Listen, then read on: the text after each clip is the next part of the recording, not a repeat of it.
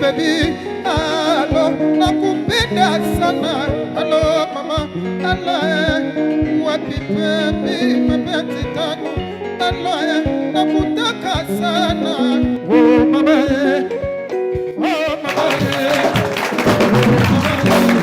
mama. Man, I just love how Zege, the Longer, and the Fusion Music Band played that tune in the opening of our previous episode. So we just got tempted to play it again.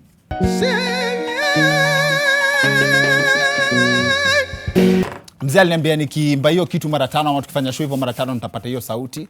That's one of my favorite tunes in recent times, mzee. Karibuni sana and thank you for joining us for another classic episode of the Weekend Edition. Leo kwanza wa reporter Kenyanjui is on standby with a special report that you do not want to miss for anything, and I trust that you love the topic we chose for this episode. It's inspired mainly by an article which was done by Otiato Guguyu of the Business Daily that reveals that the unclaimed assets in Kenya have hit 55 billion shillings. As in, unaweza kuwa umesota sahi na kuna mtu amekuachia mamilioni kwa bank, ni vile watu hawajui kuclaim ama wafuati hizo process. Interestingly, this money does not only belong to the people who have died. No. There are other people who have money that they have saved and forgotten. Unazaji saa uko na pesa mazee imepita 300, 300, 200 bob. Yo unasahau kwa trao ni sawa. It's a good surprise time ya kufua. Zingine hata watu jisaulisha tu alafu unajifanya umeipata kibahati just to reminisce on the days watu walikuwa naokota pesa. But 7 million. How do you forget that you have 7 million in a bank, mazee? How do you even sleep? You remember when Honorable Kimani Ngonjiri was on the show? He came on the show, he described Kenyans accurately. Vijana wale wako tuko nao saa hii, the problem, they can also be rich and they can also be raised to be somewhere by the friends wakifuata hiyo utaratibu. Lakini sasa vijana wale watu wanafanya kibarua kwako. You give them about 500 per day, even 1,000. But there's a problem. Hawezi kulala kitanda moja na hiyo pesa. Moja lazima alale chini ya kitanda, ule mwingine alale juu ya kitanda. It's a must. Hawezi kulala pamoja kwa kitanda. No. Uadui hiyo imeingia. Na ni ukweli hata mimi najua sewa hizi lala home wakiwa na thao. Who are these people who forget they have 7 million in the bank? Ama 7 million, ama 5 million, ama 200,000 somewhere. We had to get someone from the Unclaimed Assets Authority to help us break this down on the show. Paul Muya is in the house. Asante sana. Alafu, you very well know that lawyers have to be the holders of the deepest secrets, in my opinion. I think lawyers have records of all the sins and secrets of this world. Now, why do you think we have the phrase the devil's advocate? Why not the devil's doctor or the devil's teacher ama the devil's mutura plug? Lawyers usually are trusted to pass on money to beneficiaries of people who have passed on, and we felt the need to have a lawyer present during this conversation. So, we are honored to have one of the finest legal minds in the country. Mr. Sevastone Makanda is in the house. Asante sana. We'll be talking to them in a bit, but first, last week was that week that ANC party leader Musalia Mudavadi promised Kenyans an earthquake, and according to some Kenyans, he delivered. According to others, the earthquake was last experienced when this suspected Mheshimiwa landed on the other side of that fence. Now, my point of concern, however, is not whether Musalia delivered the earthquake or not. It just amazes me how we celebrate when politicians promise us natural calamities. And yet, we still want to grow from a third world country. Imagine running for office in the US and hoping to win because one of your promises ni utaletea watu tsunami. Tsunami inakuja. Na watu wanajua kitu tsunami inaweza fanya. And by the way, come to think of it, what if the drought faced in some parts of this country is a politician's promise being fulfilled? Now think about it. Maybe we have misjudged our leaders on that area. They are keeping their promises. Manze wa Kenya. And it has also been a week full of weird stories. 14 girls from Mogoiri Girls Secondary School and High School were suspended from school after they went for round 2 of a special meal. For real. Hii Kenya lazima ukue mheshimiwa ndio ukule na amani. Now, that's how much we politicize everything. What is this obsession with finishing in round 1? This scandal of more than 1 round would have been something else in a boys school. Ingekuwa boys school ndio wamesema ati round 1. Imagine mzazi wako, wewe kama mzazi umeandikiwa barua, dear parent, we are hereby suspending your son because he went for 2 rounds. Mzazi be like, umesikia huyo madam amenifukuzia mtoto sababu amekula round 2. Just to give you an idea of how expensive the second round was, the girls' parents were directed to pay 10,550 shillings because some students had missed out on the special meal sababu wao wengine waliendea round 2. Food gani your high school inaweza cost 10k? Ama ilikuwa the proverbial 5 fish and 2 bread. Now, it can't be. Food ya 10k kwa high school is unrealistic. Na nani anazamaliza githeri ya 10k? In 2 rounds. Now, the school principal has since apologized and taken responsibility for the mistake she says was committed in her absence. Your suspension, that is. In other news, Ugandan authorities were on the spot this week after they issued a directive banning women from occupying the front seats in trucks. As in, wamebaniwa kukaa mbele kwa lori because they are causing accidents by distracting drivers with their short skirts. As in, Ugandan women are literally dressing to kill. Like seriously, the government has classified women as a cause of accidents, and it's not because of how they drive. Oh, sorry, that statement is inaccurate when you think about it. Na kama hivyo ndio wameamua waende mzima waeke mpaka road signs za be careful, women crossing. And our hearts and prayers go out to the Ugandan women hoping to get political seats at a time when women are not even allowed a seat kwa lori ya mchanga. Now let's turn to our reporter Kinyanjui for other stories making the news. Now big up yourself, Kinyanjui. Now, how do you forget you have money? As in, could you be that person who has money out there and you have no idea? Unaweza kuwa mazi uko na do na unateseka hapo nje mazi. Chances are there's a bit of money of yours that belongs to you in the 55 billion shillings in possession of the Unclaimed Assets Authority. We dive deeper in that conversation on the other end of this short commercial break with our guests for this episode. One of them, Vilonambia, is one of the finest lawyers in this country, Mr. Sevastone Makanda, and Paul Muya from the Unclaimed Assets Authority will be joining us on the other end of the short commercial break. See you guys in a bit.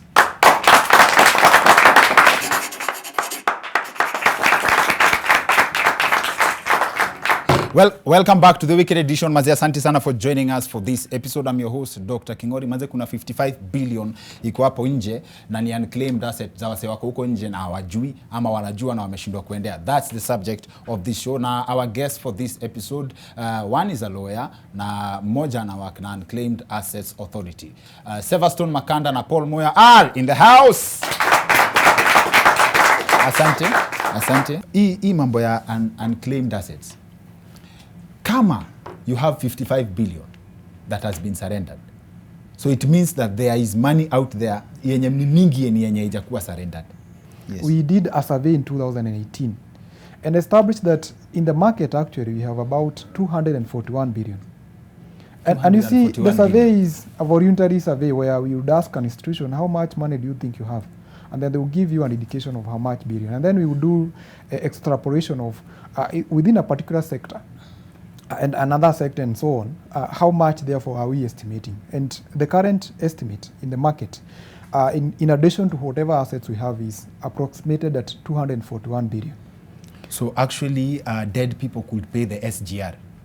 And not just that, even pay for learning of particular ministries in government for a whole year or perhaps even 2. Wow. It's a lot of money. So the dead people don't only vote in this country, they can run the economy. But the catch there is that this money does not just belong to the dead. In fact, were we to look at, therefore, what is the quantum of unclaimed assets belonging to the deceased, then we have to look at what is the value of claims that are coming through to the authority over the last couple of years. Yes. And we have been able to establish as follows, that 50% of claimants who come to the authority are original owners. So Kingori would come, or Felix, whichever case, would come and claim. Yes. 50% of those people. So me and I, who are just walking around Nairobi and elsewhere, are potential claimant. 50% of whatever assets that have come through. And then we could extrapolate the same for even that money or those monies that have not been limited. So 40% of the same asset belongs to, you know, the deceased. So beneficiaries come asking for monies that their deceased relatives left behind. Okay. And that is where the catch is. Because for somebody to come and claim monies for the deceased, they have to demonstrate that they are the rightful owner. And that demonstration happens elsewhere, not at the authority. People have to go to court, and the court will make a pronouncement as to who is the administrator of the estate. You can search for a deceased relative ujue kama amekuachia kitu so that you can know whether to attend the burial. Not just that, even to see whether you can buy a coffin for them. Okay. So, and that's a very good point. Now, you knowing that people have left this kind of money, right? Mm-hmm. You are alive, and you find out that they are deceased. What stops you from investing na urudishe hapo mali alikuwa ameachia? Now, you see, it's about the principles for which the authority is founded. Oh, Christianity. Not just Christianity. I spoke about the right to property. That is what the Constitution provides for. Yes. So the whole concept of lost and found regime is about monies that is private and available in government hands. Mr. Makanda, yes, you said something very interesting to me. Yeah, when it comes to succession, wale watu tokea kwa matanga, they are also relatives. There's a way that they can handle things mapema wasaidike. And you also, when you went further, ukasema wale watu fightia who to bury the deceased, that doesn't determine who gets. No, it doesn't. You see what happens is, what to fikiria that because I've buried my father or my guka, mimi sasa ndio nita succeed or inherit. And sometimes people, what they do, they take the assets, wanachukua mwili wanaenda kuzia kwa shamba yangu, kwa shamba ndio sema sasa huyu ni wangu, so mimi ndio nita inherit. No, that succession doesn't operate like that. Succession ina depend na the law ime set out who the beneficiaries are, and beneficiaries are spouses, watoto, and then ikienda hivyo chini dependents, mothers, nini, but the primary ones ni spouse na watoto. Does it help to leave things organized like that before you pass to heaven, ama it's good to watch the drama before you enter the gates? As in, wacha watu wavurugane kidogo, like let them earn the money, let me tell you, the funny thing about property is, and it's people fight over property that's not theirs. It's a property of somebody who has already passed on. Yes. So you understand? So it's, if you really love people you are leaving behind, it's good to leave your affairs organized. How much does it cost to follow this process? Yeah, kama will, because let's say umeandika mtu kwa will leo alafu kesho akutukane kwa Facebook. Yes. That means that things have to change here. No. Hizo wills, they depend with the value of assets sometimes. Yes. Sasa huwezi kulipa 20 yes, na assets zako 1B. So it's a discussion you can have with your lawyers when they're doing the wills, because ina depend. There's no way somebody anaweza kuwa anakusaidia kuprotect assets za 5 billion na unamwambia nitakuchotea ya macho. So it really depends on how much asset it is. And sometimes, these things, even if you are somebody who's wants to plan your life and you don't even have money, there are even pro bono services from lawyers. Okay. You can talk to them to help you arrange your affairs. It's not, lawyers are viewed kama to pesa mbele, yeah. So, but there are ways you can do a will even if you are not necessarily very wealthy. So if you already have a will, alafu unaona mtu anakuongelesha kwa WhatsApp status, you can call your lawyer, unamwambia kabisa. Hapa Amen. Mtoe. Okay. Yes. Sawa. Yeah. You have cases ya mtu, and now that's what we started with. Akona pesa, but they forgot they have the money. That's happened a lot. In fact, a lot of monies that belongs to the living people that can always claim are those small monies that obviously nobody has interest over. Oh. Now, consider somebody who perhaps have an M-Pesa line. So the guy travels out of the country. Yes. And so that line eventually gets to somebody else, because it will be transferred. But you see the consideration that was in the M-Pesa account for the previous owner, yes, perhaps could be 200 shillings, 300 shillings. So you'll find that the bulk of the money actually that is considered as unclaimed, cumulatively is too much money, the 50 or so billion. Yes. But at an individual level, the bulk of those monies are actually 5,000 and below. So our estimation of the data that we have is about 80% or thereabout are transactions that are 5,000 and below. That's what you should have said. So that you'll find that you hardly to forget, you know, those big monies. And people, even if pesa ni kidogo hivyo, people started claiming because of COVID, si ndio? Like inakufikisha kwa kona unakumbuka nilipata message ya 5,000 mahali, you go follow up. But then when I look at the process yenye mko nayo, uko na 5,000 kwa Unclaimed Assets Authority, alafu lawyer hapa, a good lawyer like Makanda, hii 5,000 unataifuata na pesa ngapi? No, you actually, you know, the beauty about the unclaimed financial assets, Yes. You actually don't need a lawyer to claim it. There are forms and identification. The only claiming needs a lawyer is yenye iko na succession. But you as an individual, once you identify your money, there are forms that you fill, you present to them, they verify, and they pay you, right?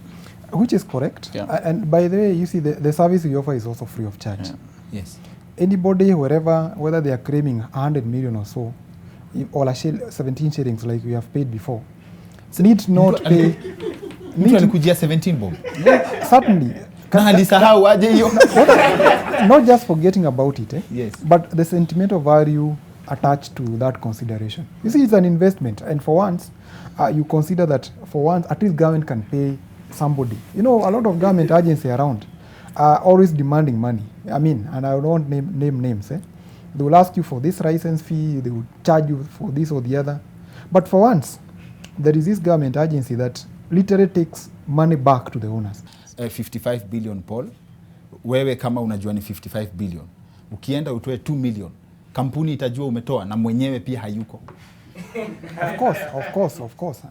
You see, this money does not belong to government. Yes. As much as we are government. Yes. So this is private money in government hands. And our business, like you have rightly put, is that we are keeping this money safe. And so, like I've just come from the vault and can confirm that the 55 billion thereabout is safe and available for people to claim. As in you can go and see it. Do you iko? Of course, yes. You see, this money has been growing. It has not just happened. It has been growing since we began operations in year 2014. Yes. The first remittance from some organizations were 300 million. Yes. Over the years, it has grown, exponentially. And currently, we are now talking about 55 billion. So, but you see, the makeup of this money is, on one hand, is cash, about 23 billion or so, and 1.5 billion or thereabout of unit of shares. Yes. Now is estimated in the market today to be about 30-something billion. Okay. And so that in addition now to safe deposit boxes and such assets that are emitted by financial institutions. Okay. All this money is safe and available for all of us. This must be the honest unit of government because nasema some of these people are dead, sindio? Certainly, yes. Some of them. Yes. So these are unit of government that even watu assume government is stealing from people who are alive. These are government that is keeping money for people who are dead na waguzi. Now, look at it this way. Yes. The very principle for which the Unclaimed Assets Authority is founded is what we call escheatment. Escheating means that assets that do not, owners cannot be found in what we consider as temporary abandonment, be transferred to an entity that will outlive humanity. If you look around, which organization in this world outlive humanity? Yes. Government is. And so we are that agency of government that deals with lost and found. Lost, but now found and available for people to claim. Okay. Yes. And you mentioned something that when it comes to even writing a will, if someone is your dependent, like someone depends on you somehow, alafu you don't leave them something. If they can prove they depended on you, they can be entitled to some of your money. Yes, in fact, and I was scared. That's a very common thing. I mean, you take your sister's child or your brother's son and start paying fees for them. And then you write a will and only leave your assets to your blood children. Yes. That child is a dependent in your family. And so that will, if it's contested in court, inaweza kuwa cancelled by court. Or they must be already. No, it doesn't have to. It doesn't have to be a relative. It's people who are dependent. Not a soldier's dependent, but dependent kama you are sponsoring somebody. Somebody lazima onyeshe a continuous reliance on you, support. financial support, yes. So basi if it's a relationship you're not sure of, seme you have to break up kidogo kidogo ndio usikue na continuity ya dependence. You can say so, lakini unajua the person who ana claim kwamba we ni dependent has to prove, have to show that I had a continuous dependence on this person. Yes. Bora tu mtu amei kutegemea kidogo, not they can show up continuous, like it's not kama wewe kuchotea dem for instance pesa or something like that. Yes. It's a bit more complex than that. It's you have to show that I have these needs, this person has been taking care of me like their own beneficiary. Kama they will take care of their own spouse or their own children or their own mother or something like that. Asanteni sana kwa kukamsho yetu ya leo. Asante sana. I believe tumeuliza maswali zote. Sorry for killing the hopes of anyone who thought that this was money that watu wange show up kwa ofisi yenu kesho coming to check out. Umesema you have a very good website, active and everything. People can go check if someone left them some money. Sindio? That's true. And yes, perhaps for the benefit of your audience is www.ufa.go.ke. Yes. Or *361# yes, on USSD platform. Sawa basi. Hapo wakienda watapata information kila zote. Kitu. Unapata mtu alikuachia hapo 35. Wakuje tuwalipe pesa zao. Sawa. Mr. Makanda, wewe pia watu wanaweza kupata wapi for legal services? My law firm is called MNO Advocates. MNO Advocates. Yes. MNO. Vile zinafuatana kwa alphabet. Yes, exactly. Wazi. Yeah. Asante sana. Mimi upenda vibe zako sana. Asante kwa kamsho yetu ya leo. Believe umeshare na sisi information poa. Wako sawa? Wapi makofi yao? Asante sana. That's it for the weekend edition. See you next week. My name is Dr. Kingoni.